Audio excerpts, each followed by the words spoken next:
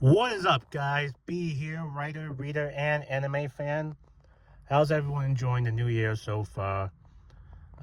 Everyone enjoying the new season of Jujutsu Kaisen, I hope. I haven't got to it yet. I'm rewatching the Shibuya arc, which is as amazing the second time. But let's talk about books today. These are 3 books that will make you gag. These are 3 books that will turn your stomach. 3 books that will shake you to the core. They have scenes in them that are so graphic and disgusting. Like every little bit of torture or mayhem is described out to the most extent detail. Nothing is just like written as, oh, he got stabbed and died. No, you're hearing about what the knife does, its movements in the body, the amount of blood coming out, all of that. These are graphic books for not for the faint of heart. And these are just 3. I've read a lot more, so let's give you one. First, we have Off Season.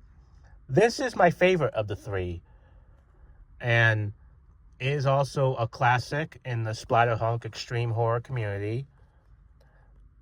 It's about a young editor who goes into the woods in a cabin. She's just getting away with her friends, hoping to get some writing done, some chill time with her friends. And her sister, I think one of them was her sister, yes. And one was her ex-boyfriend, I believe, but they're still friends. And a few other friends come up for the weekend to join her. The beginning is slow, but once the action starts, holy crap, because these tenants of the cabin aren't enjoying a weekend. No, there are feral cannibals living in the woods. Not like the Texas Chainsaw Massacre ones or Hannibal Lecter. No, these people are animalistic. They are covered in mud. Their hair is overgrown. They are completely delusional. There's a little bit of backstory to them, and I think there's other books in this series that are written that give them even more of a backstory. So, you can read those. But this one's about these kids at the cabin trying to survive these cannibals. Once the cannibals attack, everything is fast-paced from there.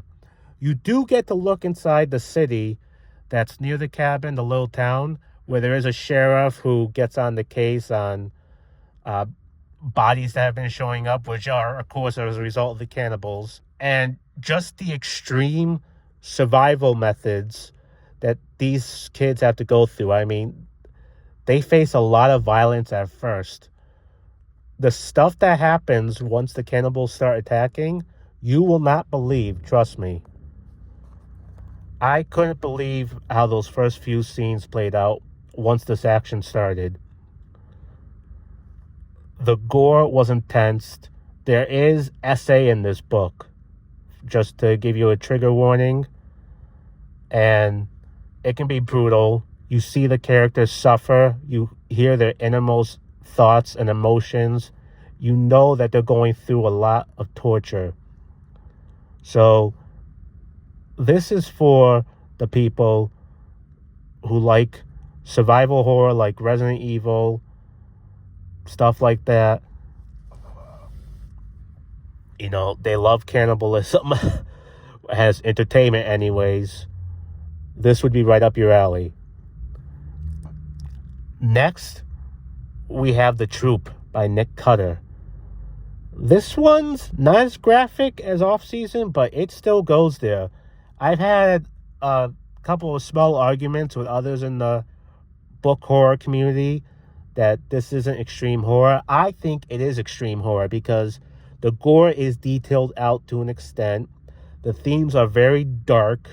Like, it hits very dark themes with kids, nonetheless, young children. It's about 5 kids who are with their scoutmaster on an island out in the middle of a lake. And on that island, they meet a groggy old man who's very sickly And of course, what that old man has that's making him sick soon spreads the Scoutmaster and his gang. The way they start transforming from their infections, getting sick, it is gross. Guys, let me tell you, imagine the kids from Stranger Things and Hopper going on a camping trip. That's what you got here, except Rob Zombie is directing it. I'm a Rob Zombie fan, so that works for me. It's body horror, mostly. Like, seeing the change that happens in these kids and their Scoutmaster, the kind of horror that goes into the gore, it is gruesome and gut-wrenching. And it's also, for the true crime fans, a documentary part of this book. It cuts back and forth between newspaper articles and interviews with journalists, scientists, and military people who all have insights of their investigations into what happened on the island. So it is some heavy stuff. So if you love true crime documentaries, murder podcasts, this is right up your alley as well. Finally, we have Do Not Disturb by John Athen, who is a big name in the extreme horror splatterpunk community. This book is like Stephen King's It, but turned up to 1,000,000. It's about a young couple who are headed to a wedding, and their car starts to break down in the middle of nowhere, I think. So they stop at an old motel. They rest there for the night, and everything is going chill at first. But then them and the other tenants at the motel start to get tortured and murdered by clowns. That's right. These psychotic clowns start showing up. They make John Wayne Gacy look like a teddy bear. No disrespect to his victims, I'm sorry. But, he was a clown too who murdered people. And that's what these guys are. They're like more evil versions of the Joker from Batman. There is essay in this book as well. So just a heads up. And it is a lot more graphic than the one that happens in Off Season. It is they are the most graphic essay scenes I've read. These are the most graphic murder scenes I've read. There's brain matter, there's organs falling out, there's people throwing up as they're dying. It is completely gross. I had to stop reading. I'm even gagging right now just talking about it. And I read it so long ago.